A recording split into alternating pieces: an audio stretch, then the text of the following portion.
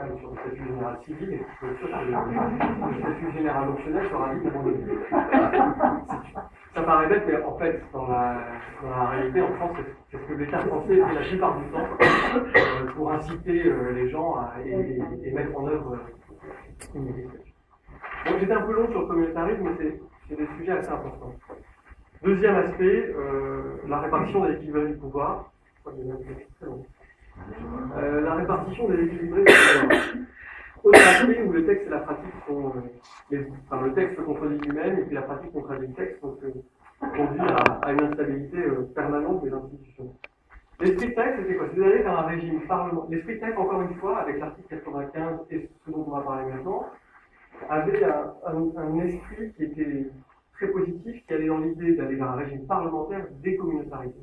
L'idée était de créer la contestation avant-guerre du régime politique libéral de la Première République, et de dire qu'il y a une dictature de la présidence de la République, en simplifiant, une dictature de la présidence de la République maronite. La réponse assez légitime donnée à ça était de dire on va aller vers un régime parlementaire qui ne sera pas communautaire. L'ensemble du pouvoir exécutif qui était confié au président, on va le confier non plus à une communauté, mais à la collégialité du Conseil des ministres, qui lui-même va représenter l'ensemble des communautés.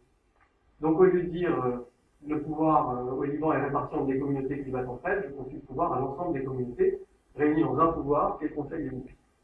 Avec en face de lui un parlement, élu sur une base non communautaire, qui représente l'ensemble des gens, et qui est l'ensemble de la population libanaise, et qui contrôle son exécution dans un régime parlementaire classique.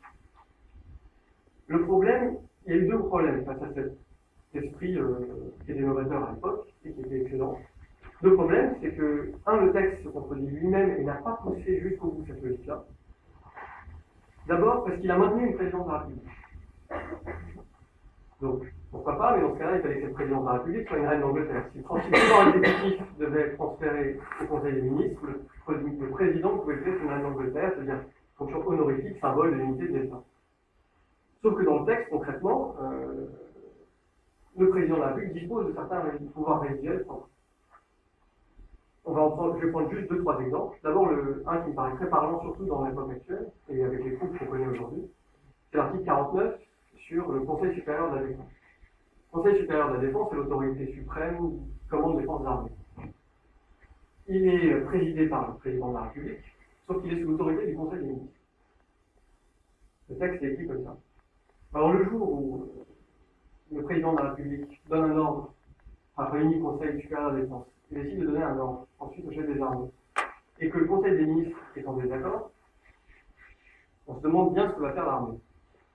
Et la question s'est déjà posée, et la question va se reposer à l'avenir, dès qu'il y aura des différences politiques entre les deux fonctions exécutives. L'article 52 laisse aussi un pouvoir assez fort au président, c'est celui de la négociation des traités internationaux, qui doivent être ensuite ratifiés par le Parlement s'ils engagent les finances de l'État. Et alors là aussi, on a des exemples. On a un traité international très important pour le Liban, qui a suscité beaucoup de débats au sein de la scène libanaise intérieure, qui est le traité pour le tribunal pénal international pour juger des attentats politiques comme le Liban en 2005. Et voilà, il y a encore une fois le conflit politique. Si le président ne veut pas négocier le traité, si le président ne veut pas ratifier le traité, si le Parlement ne le ratifie pas, que se passe-t-il? Est-ce que le traité est-il en pouvoir ou pas? Alors quand il engage les finances de l'État, on est vraiment dans une situation de flou juridique, voire de vide juridique. Bon, il y a d'autres éléments, il y a des consultations impératives, il y a les questions de dissolution de l'Assemblée nationale qui sont peut-être un peu plus anecdotiques, mais qui montrent bien que le texte a permis d'avoir cette présidence. Deuxième élément extrêmement important, c'est la fonction de président du Conseil, qui est en fait le vainqueur illogique de ça. Pourquoi? Parce que, puisque l'idée était de donner à la collégialité des ministres, l'ensemble des décisions auraient dû être prises par le Conseil des ministres dans son ensemble. Et la présidence du Conseil des ministres, à l'identique de la présidence de la République, est uniquement un maître de cérémonie, l'ordre du jour, on organise des débats au sein du Conseil, et puis le Conseil tranche. Sauf que la Constitution institutionnalise la fonction de Conseil des ministres, de président du Conseil des ministres, qui n'existait pas avant. Ensuite, la pratique a conduit à rattacher énormément d'administration à la présidence du Conseil des ministres, qui, en termes de capacité d'action, a donné énormément de pouvoir à la présidence du Conseil des ministres. Parce que quand on a les administrations, on a en fait les hommes et on a l'argent qui va avec. Et donc, on a la capacité de mettre en œuvre des décisions, de faire des choses, et ça donne beaucoup de pouvoir.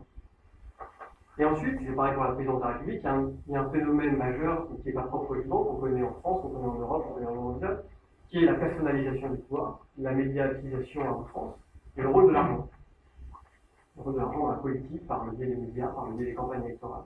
Si on additionne ces trois facteurs, ça conduit à quoi? Ça conduit à ce que la Seconde République a conduit à créer une présidence du Conseil des ministres extrêmement puissante et extrêmement forte, et qui n'est pas du tout dans l'esprit du texte. Pourquoi? Parce qu'on a maintenu, on n'est pas sorti du communautarisme, et donc on a gardé un président maronite, une présidence du Conseil sunnite, un conseil qui représente l'ensemble des communautés, et un parlement à 55 ans. Du coup, comme les pouvoirs sont mal répartis un peu entre tout le monde, on a personnalisé les deux fonctions exécutives. Dès qu'il y a un conflit politique entre les personnes, il est immédiatement communautaire. Et immédiatement, toute la question des pouvoirs qu'on vient de voir revient à dire j'ai arrogé des pouvoirs à la communauté sunnite, j'en ai arrogé d'autres à la communauté maronite. Et donc, dès qu'on a des conflits, on entre dans du communautaire et on s'enferme dans nos propres problèmes. Il y a plein d'autres éléments qui rentrent et qui accentuent ce phénomène dans la Constitution. Je ne vais pas tous les évoquer, mais par exemple, le fait que les mandats ne soient pas les mêmes pour tout le monde. Le président du Conseil des ministres doit être le même pendant 10 ans. Le président de la République, il a un mandat de 6 ans renouvelable. Sauf que, encore une fois, on a donné la présidence de la République à un chrétien, on a donné l'autre à un musulman. Donc qu'est-ce qu'on a fait en fait? On a dit, donc dans la pratique, ça peut être ressenti par des gens, dès qu'on continue à avoir ce réflexe communautaire, à se dire, je n'ai plus de pouvoir à une communauté qu'à une autre. Ça a conduit à quoi dans la pratique? À ce qu'on modifie la Constitution à chaque élection présidentielle. À chaque élection présidentielle, la Constitution a dû être amendée pour pouvoir reprolonger le mandat du président. Alors il y avait plein de facteurs qui jouaient là-dedans. Mais le fait, alors c'est pareil pour le président de la Chambre, qui lui aussi a des mandats de 2 ans éternellement renouvelables, et lui j'ai même depuis 20 ans. Donc en fait, ça conduit à quoi? Ça conduit à ce que quand le pouvoir politique au sein d'une communauté est morcelé, son pouvoir au sein des institutions générales est morcelé aussi. Donc on voit bien que les contradictions du texte et la non-application de la décommunautarisation conduisent en fait à un blocage permanent de l'institution et à un échec presque permanent. Donc pour résumer, TAIF plein de bonnes intentions, plein de contradictions. Et depuis 1992, est-ce qu'un auteur libanais, Albert Mansour, a appelé le coup d'État contre TAIF, qui a constitué en 2 éléments majeurs, qui a été d'abord le vote de la loi d'amnistie, qui a permis de maintenir l'ensemble des chefs de guerre au sein de la politique libanaise. Et le deuxième élément qui est la présence des troupes syriennes et l'occupation syrienne en 1992 et à des élections qui ont été votées. Avec ces 2 éléments qui ont fait un coup d'État contre l'esprit des accords de TAIF signés en 1990, on a vu une pratique des institutions indignes qui s'est délitée, une deuxième république en échec permanent, et ça s'est poursuivi avec le retrait syrien. Donc on voit bien qu'il ne s'agit pas qu'une question de d'ingérence extérieure, mais d'une question fondamentale de pratique du pouvoir par les Libanais et par leur classe politique des Libanais. Ceci dit, essayons de voir maintenant les choses d'un bon côté, et essayons de réfléchir à ce qu'on pourrait changer et faire évoluer pour aller vers quelque chose de mieux. Pour aller vers une troisième république, il faut évidemment se mettre d'accord sur un consensus. Et ce qu'on a dit, la Constitution, c'est le reflet d'un consensus, c'est le reflet d'un vouloir vivre ensemble. Si les institutions se délitent et que les gens sont au bord de la guerre civile, c'est qu'ils sont, c'est évident, c'est qu'ils sont plus d'accord entre eux. Donc il faut trouver un accord. Donc, on va pas le trouver ici, on va pas beaucoup avancer, mais on peut poser déjà les thèmes fondamentaux sur lesquels il faut trouver cet accord. Il faut bien être d'accord en politique extérieure. Il faut définir qui est son ami et qui est son ennemi. C'est le problème fondamental des dualismes. Bon. Il faut savoir si on veut être neutre dans la région ou si on ne veut pas être neutre. Il faut savoir de quel côté on se range, si on se range de l'un côté, qu'on s'occupe que de nos affaires. Il faut de la sécurité intérieure. C'est les couches du premier postulat. On aura du mal à exercer une sécurité intérieure, à avoir une défense à l'état fort, si on n'est pas d'accord sur les fondamentaux de la politique extérieure. Il faut une politique économique, on va parler très politique, parce que ce n'est pas le sujet, comme ça a été beaucoup évoqué autre part, mais tant qu'il y a beaucoup d'inégalités, une économie de rente, et pas de production économique dans un pays, il n'y a pas de construction d'État possible, et il n'y a pas d'évolution possible.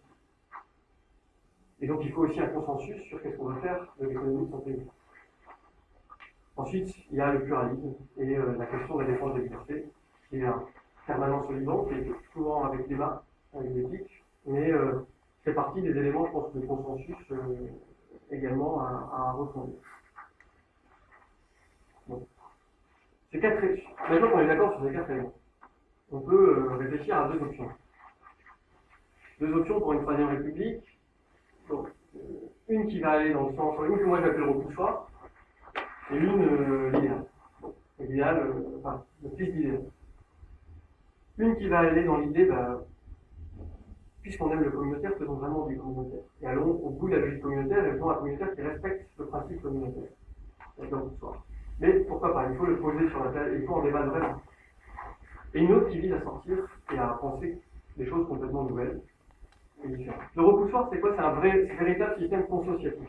Dans le sens, il y a plein d'auteurs de sociologie comme Ariane Gishpart et au Liban, quelqu'un comme M. Messara qui a beaucoup écrit sur cette idée. Le système consociatif, ça revient à dire que la décision au Liban se fait par accord des communautés.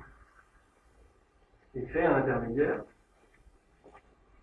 Comment cela doit fonctionner réellement en fait? Il faut que chaque communauté choisisse ses représentants. C'est le one man, c'est donc le Parlement. Au Parlement ne devra être représenté que des gens nommés par leur communauté. Donc au sein de chaque communauté, on est experts. Mais c'est la vraie logique communautaire, parce que sinon, on se retrouve dans une situation comme aujourd'hui. Quand on est vraiment communautaire, on va dire, mais moi, je suis musulman et je ne suis pas d'accord parce que dans ma circonscription, il y a plein de chrétiens qui votent et qui choisissent et qui contribuent à choisir mes représentants. Si je suis vraiment communautaire, je veux choisir mes propres représentants. Donc on fait ce que Gishpart et d'autres appellent du fédéralisme personnel. Le Liban est réparti de manière fédérale entre communautés, donc ça marche avec le droit civil qu'on a déjà aujourd'hui en place, et chaque communauté choisit ses représentants. Et on a un gouvernement de 18 membres, ou 36, de par communauté, qui ne décide qu'au consensus, donc avec l'accord de tout le monde, et qui a une présidence tournante tous les ans, tous les 2 ans, et qui se charge juste d'organiser en du jour, plus président. Là, on est dans un régime communautaire. Là, on peut dire que le Liban respecte l'ensemble des communautés, et l'ensemble des communautés sont associées à la prise de décision. Bon. Ça peut avoir un intérêt théorique. Dans la pratique, très concrètement, ça va conduire à la prise d'aucune décision. Parce que s'il faut que les 18 communautés soient systématiquement d'accord sur le moindre sujet, que donc les corps intermédiaires décident systématiquement, après avoir eux-mêmes été choisis par les corps premiers qui sont les gens, l'intuition pense à dire qu'il n'y aura jamais d'accord, et puis on a eu un petit avant vous, dans la période 2007-2010, on a eu des grands gouvernements de coalition. Et ces gouvernements de coalition, vraiment, ils n'ont rien fait. Et ils n'ont pas réussi à beaucoup avancer. Parce que systématiquement, on avait des accords, et là où on voit bien que ça ne fonctionne pas, c'est ce que je disais, quand on a la démission des ministres parce qu'ils considèrent, l'ensemble des ministres, le gouvernement est plus légitime, parce que toutes les communautés ne sont plus représentées. On voit bien que ça ne peut pas fonctionner, un système qui repose sur la base d'une légitimité assise sur la communauté. En plus, après, dans un livre de Gishpart, j'aime bien citer ça, parce que je trouve que ça fait un peu peur comme pratique, en fait, parce que quand il défend ce système théoriquement, il dit, grossièrement, c'est pas une citation exacte, mais il dit, c'est forcément le bon système, parce que quand on va faire un fédéralisme personnel et on va dire chacun aux gens qui choisissent pour eux-mêmes ce qui les concerne eux directement, quand les gens sont un peu différents, ça va les conduire à être de moins en moins en contact, de moins en moins proches, et donc ils ont moins de chances de se battre entre eux. Bon, pourquoi pas, mais je ne suis pas sûr que ce soit un idéal de société. Je ne suis pas sûr que ce soit l'idéal vers lequel les Libanais se présentent.